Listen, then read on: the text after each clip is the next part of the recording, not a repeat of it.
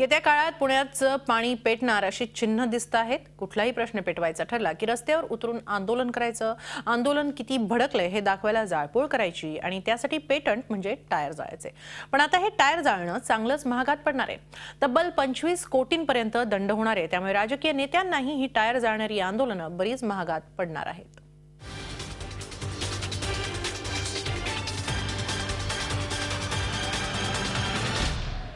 आंदोलन ऊस दरासाठी असो की टोल विरोधात, रस्त्यांवर असे टायर जळताना हमखास दिसतात।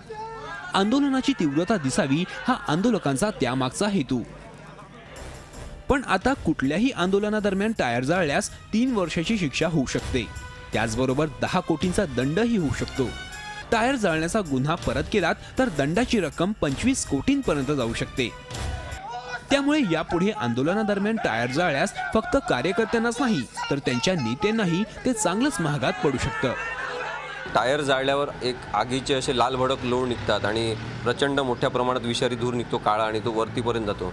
तर त्याचा इम्पॅक्ट म्हणून ते वापर करतात, पण त्याच्यातून होणारी पर्यावरणाची हानी आतापर्यंत कोणीच लक्षात घेतली नाही। आणि म्हणून आम्ही एक याचिका दाखल केली की सार्वजनिक पद्धतीने आंदोलन करत असताना टायर जाळण्यावर बंदी असली पाहिजे।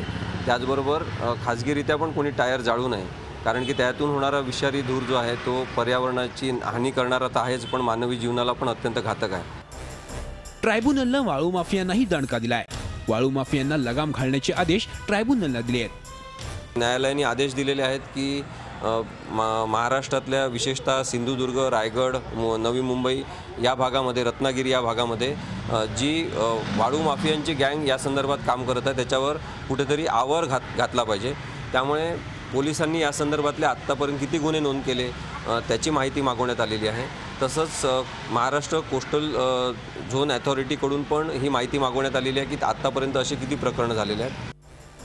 ट्रायब्युनलच्या या नव्या निर्णयांमुळे राजकीय पक्ष, संघटना आणि वाळू माफियांचे धाबे दणाणले असले तरी सामान्य माणसाला मात्र नक्कीच दिलासा मिळालाय। नितीन पाटोळे, झी 24 तास रहा एक पाऊल पुढे।